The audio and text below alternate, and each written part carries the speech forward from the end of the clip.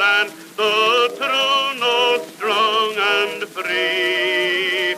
And stand on guard, O Canada, we stand on guard for thee. O Canada, O Canada, O Canada, we stand on guard for thee. O Canada, we stand on guard for thee.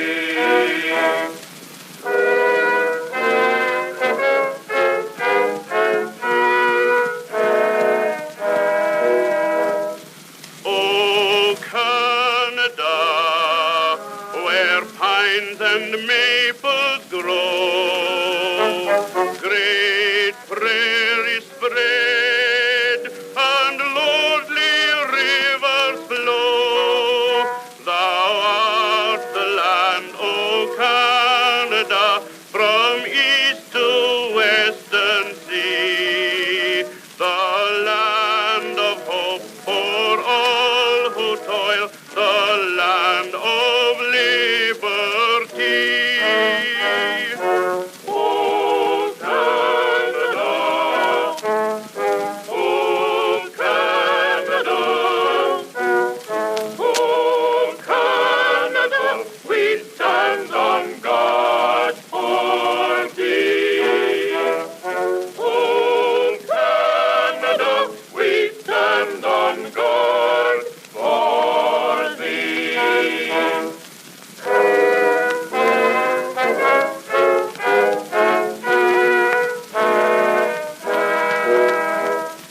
O Canada, beneath thy shining skies, may stalwart sons and gentle maidens rise, and so abide, O Canada, from east to western sea, where'er thy pines and prairies are, thy true north strong and free. O Canada, O Canada, O Canada, we stand on guard for thee. O Canada, we stand on guard for thee. O Canada, where pines and maples grow, great prairies spread, and lordly rivers flow. So that is my favorite version of the Canadian National Anthem. And it's being played this week because today is Canada Day for all of our international listeners, just to fill you in so you know what the heck's going on. So this episode is going to be a little more simple, like the simpler times of 1908. It actually is with the veteran guest now, LogosPilgrim from Ottawa. And the interview started out about cosplay, because she does some cosplay, quite a bit actually. But then it kind of morphed off into a discussion, an impassioned discussion about Charlie Chaplin, and I think the name of the cartoon is Capitaine Albator. Yes, well, you'll hear the exact name. It's actually popular in Quebec and Italy and France. And so we have comic books, a little cosplay, a lot of Charlie Chaplin, and some anime as well this week. And so without further ado, let's go right into this interview. It's a simple, less formal kind of interview for a nice national long weekend, Canada Day, and also the 4th of July. So let's all listen to this while doing whatever it is we do on these great national days. I just remember watching a cartoon with my son, and there was this character called White Tiger. She's dressed up in this skin tight white outfit, and it looks almost as if she's naked, but they just forgot to draw on, the bits, right? Otherwise, as the church lady would say, isn't that convenient? it's like you might as well, you could just take like a marker or something, you could just draw in the bits and then you'd have it, right? Well, yeah, well, the thing is, like, you think about Spiderman, he's been going around in skin tight stuff like for years now. It leaves fairly little to the imagination. I never even thought of that. I guess you're right. Spidey's in tights, and there was actually, oh my gosh, I forget when I saw this particular comic book. This is a fairly recent one, and for some reason I forget what the heck it is or who does this precisely, but he's in the middle of a fight, and he his enemy somehow manages through some tactic that I forget, like I said, what it was there, but Spidey ends up basically being stripped, and he quickly covers his vital areas with webbing. And you just see him go past going past a window like an office building, and people are like, oh my god, and this one's like, woo. Like, hey, that looks pretty good to me. And I thought that was pretty funny. So, given the situation, that almost is sort of like just recompense, considering what you have. I suppose. You've got basically, because you got a lot of the female characters seem to be jumping around in loincloths. Absolutely. Oh, for sure. So, and Spider-Man's never been, boorish, have this type of, unpleasant disposition or anything like that, where he'd, he's not like a sexist pig. He's a gentleman. Yes, he is. He's and he tends to be seen as a bit of like, wet behind the ears. That's what I got. If we go back, right? If we go, now that I'm gonna reveal just how old I'm about to become here. But back in the 80s, when I was in high school, there was this great story where that was when he first crossed paths with the Black Cat. And she used to throw him for a loop constantly. Like there was one time, she was, at that time, she was still like a cat burglar, if you will. And, she did all kinds of things. Like she made him think she was crazy. So he would let her go, and he totally bought it, and that she had some kind of mental illness because she had like this shrine to him in her apartment. But during one of their first encounters, where he's essentially about to catch her, and she starts talking to him, and she's, oh, I've always admired you, Spidey, and la la la, and she proceeds basically to lift up his mask up to his nose, and he's like, what are you doing? Like he had to ask. So, I had to do this if I was, going to do this. And she proceeds to, to start kissing him. And and then she's like, well, that was nice. So I'll catch you later. And he's like, wait a minute, what? And she just goes off, and he's kind of standing there, and the cops come, and, so what happened here? He's like, nothing, nothing. Tell me a little bit about cosplay, because if we go to your website, we're going to see you dressed up in as all kinds of things. Everything from Charlie Chaplin, which is the sort of cosplay that I don't actually often see on the internet, to Professor Snape, which is a little bit more, I guess, mainstream might be the right word. Sure.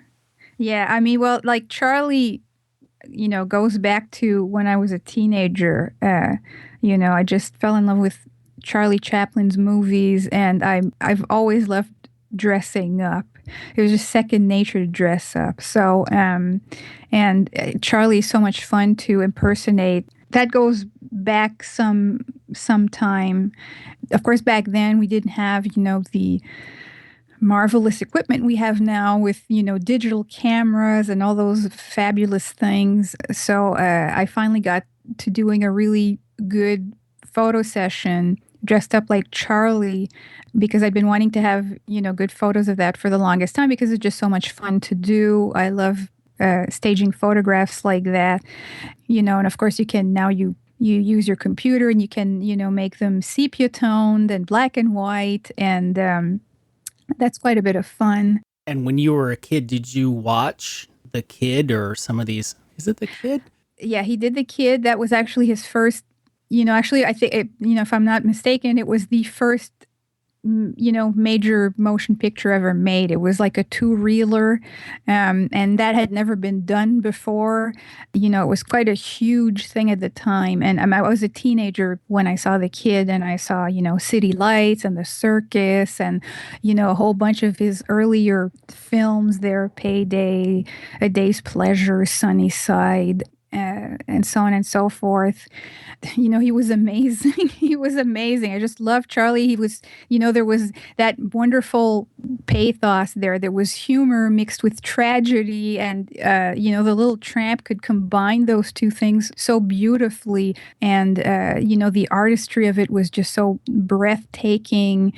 And, I could really relate to the little tramp being a little wanderer, if you will.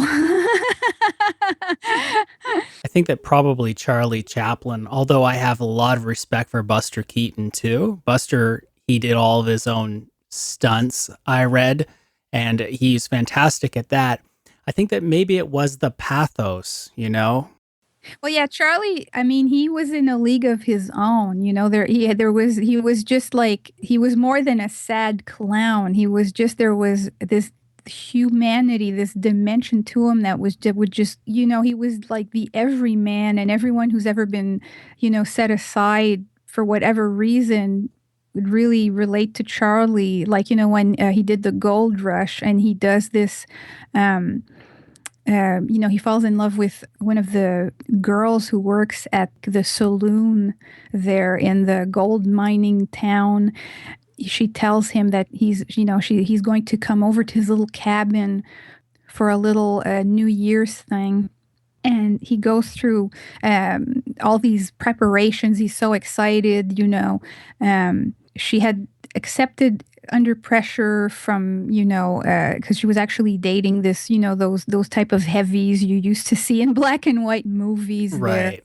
They go over there and just to look through the window, and he's completely dejected because he's gone through all this trouble, fashioning this pseudo middle class table, if you will, for them, and no one comes. She feels really terrible when she sees that, when she realizes, just that he had really taken that quite seriously.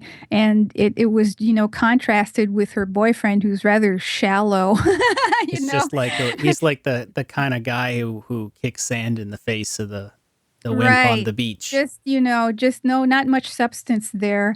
And it was such an incredibly touching moment. And of course, I mean, the ultimate touching moment, which was, of course, the end of City Lights, where you have this blind girl who, during the entire movie, was convinced that this rich man had come to her rescue, and it was Charlie. The only reason she thought he was rich is because of a slamming car door. He kept up the pretense because, he just loved her, and he tried to help her as best he could, and through a whole series of mishaps, including a friendship with, a rich man who basically remembered him when he was drunk and forgot who he was when he was sober. Like every time every time, like the alcohol would dissipate, and, he would basically kick Charlie out of his house after partying with him all night. And during one of those drunken moments, Charlie had told him about the plight of this young woman, and there was some operation she could get that she could regain her sight, and she didn't have the money. She had was taking care of her her elderly mother, and she's a flower girl. She sells flowers on the sidewalk and so on. The rich man promises Charlie that I'll help you, I'll give you this money, and Charlie saves his life because these thieves come into the house with guns, and this is after the rich man's given him the money, and so the police believe that Charlie stole the money, and but he does manage to get it to the blind girl. Before he knows he's going to be carted off to jail when they find him. And he tells her that he has to go away. He doesn't know when he'll be able to, come back, if ever. And he's carted off to jail. Meanwhile, she gets this operation, and then everything, goes really well for her. We see her at the end of the movie. She has her own florist shop now. She looks very well off. Everything is wonderful. And she can see. Obviously, she's regained her sight. And then we see Charlie looking more dejected than he's ever had in any of his films. He's really hit, the bottom of the barrel. He's gotten out of jail, basically. He's gotten out of jail. He's released from jail, and he's just, it's the first time you see him without his cane, which was like, a little object of dignity that he had. So he doesn't even have that. And, he's being teased by these little newspaper boys right near where, that florist shop is. And she sees him, and she finds this whole thing really quite amusing. And the thing is, though, he turns around and he sees her, and he just freezes, and he has this smile on his face. And then she just thinks he's adorable. And she motions for him to come closer, like she has, some money in one hand. And he slowly comes closer, and he takes it, and he's just looking at her with this odd, love-struck expression. It's just amazing. She asks her assistant for a flower, just like, and she's handing it out to her, just like she used to do when she was trying to sell these little flowers on the sidewalk. And he comes closer, and then she's going to put the flower in his coat pocket there, and she runs her hand up his lapels, and then she freezes. Oh, because she would have recognized him. Exactly. Now she knows who he is, When she runs, and you see her, she just looks and she says, "You," and he nods and he says, "You can see now." Just saying it, I'm choking up. This is a moment. It makes me choke up. She can see, but there's and he two says, meanings for that. Oh, absolutely. He tells her, "You can see now," and she says, "Yes, I can see now." And you just see this close up of him smiling at her with the flower near his mouth, and it ends like that. With this just it's like an unparalleled moment in movie history, as far as I'm concerned. There's just nothing like it. It's Lifemark, a made-for-TV podcast. Each week, two friends plus occasional guest watch the best and worst made-for-TV movies that Lifetime and the Hallmark Network have to offer. These movies have it all: bad boyfriends, adopted babies, crimes of passion, women who own gluten-free bakeries. Watch along with us and subscribe to Lifemark on iTunes or wherever fine podcasts are sold.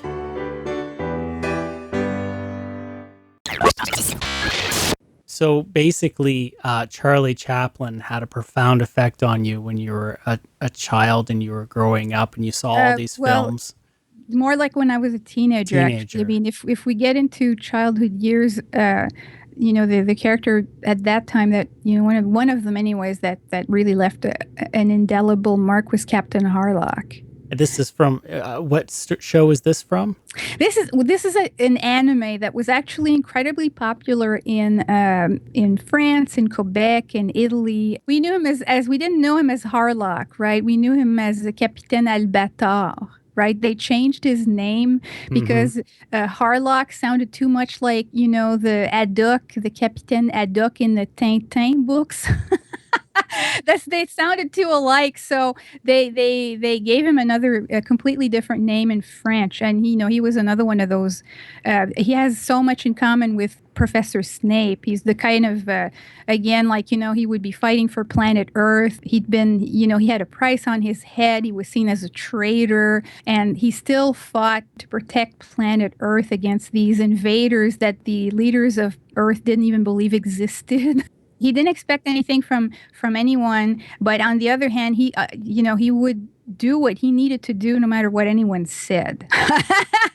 So he So did it's it like, his you way. don't owe me anything, and I don't owe anything to anyone. In a sense, it was kind of like when he had a young crewmate come on board, he said, "Look, anytime you want to leave, you leave. You don't need to give me any explanation. You don't have to justify yourself. You stay because you want to stay." Okay, and when I make decisions, well, that's the decision, and that's it. He's not going to explain himself to anyone either. So, So you dressed up as the captain from the Goldorak show. no. That's Goldorak was a whole other thing. Oh, okay. So that was Captain Harlock or the Captain Albator. And Goldorak, that's another anime, which was also incredibly popular at the time. But right. the thing is, Harlock was a lot darker. It was a fairly dark show, So the name of the show was Harlock, but they translated it to Albatar. That's and then right. Goldorak, which is a lot of my friends here in Quebec watch.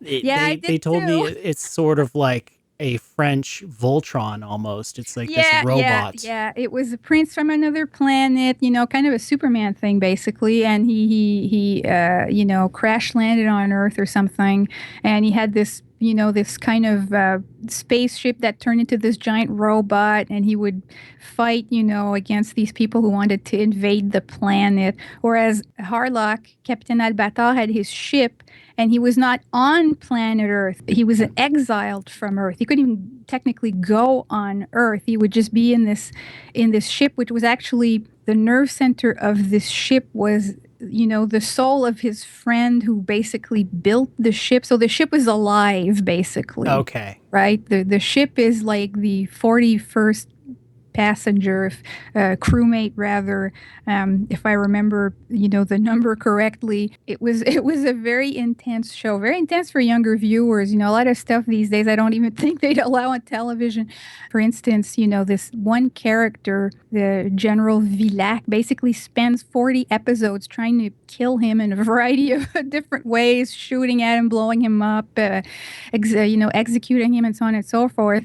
And at the end, the general realizes that Harlock had been right all along, that these Sylvidres were these sort of plant women. They're not really women, but they just look like women, and they're plant alien creatures that want to take over the earth, that they actually existed, and the threat was real, and so on. Immediately, Harlock was like, welcome on board. Like the 41st episodes never happened. No big deal. Yeah, try to kill me. Doesn't matter. He told him water under the bridge, And when of course, the general died at one point trying to protect the captain's ship. And, when they buried the general, the captain referred to him as my friend Villac. It's incredibly intense. That's pretty epic for a kid's program.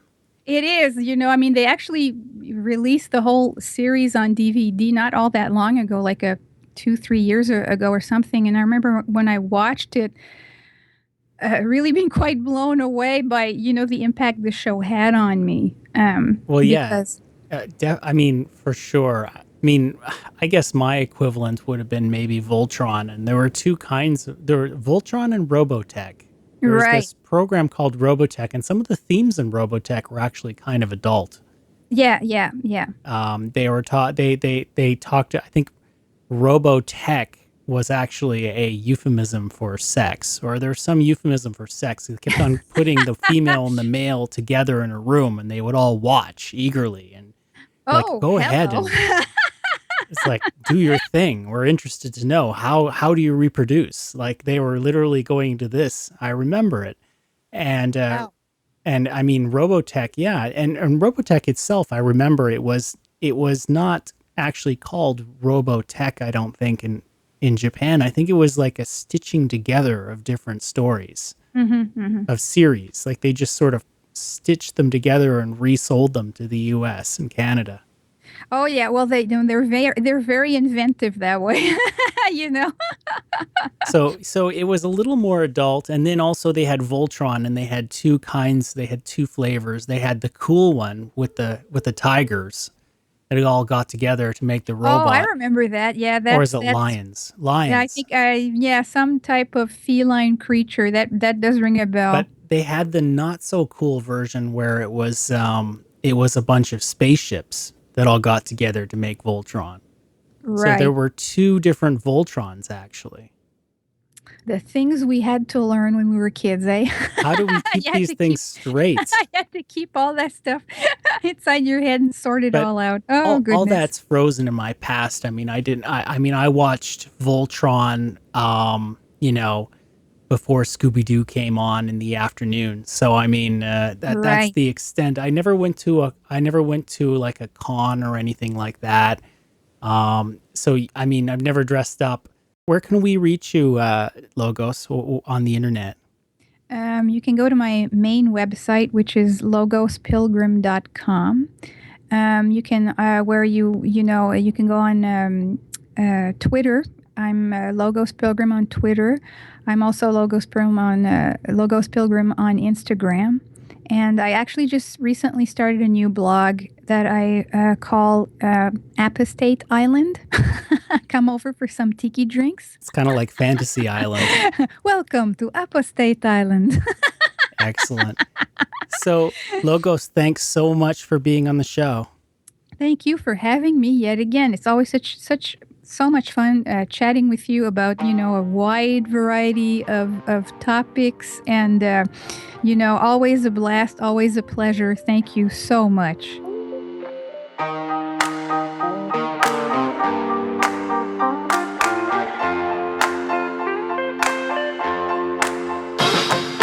Well, that's about it for this episode. I really hope you enjoyed it.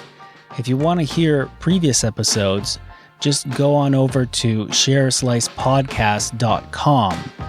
You can read more about Logos Pilgrim, take a look at some of her great photos of cosplay, and also look at her books over at logospilgrim.com. Please consider leaving us a review or a rating over at iTunes. It really helps out. If you go to shareslicepodcast.com/iTunes, or else just go to shareslicepodcast.com and click on the iTunes icon on the side. It'll let you subscribe to the show, and you can also leave us a rating. It helps improve the show's visibility. Remember that music for this episode is by Chromatics Music, KROMATIKS, and it's used with permission. If you think that you're interesting enough for the show, or you know someone who is weird enough to be on the show, remember you can contact me at shareslicepodcast.com/contact and just let me know. So thanks so much for listening, and I hope to see you back next time.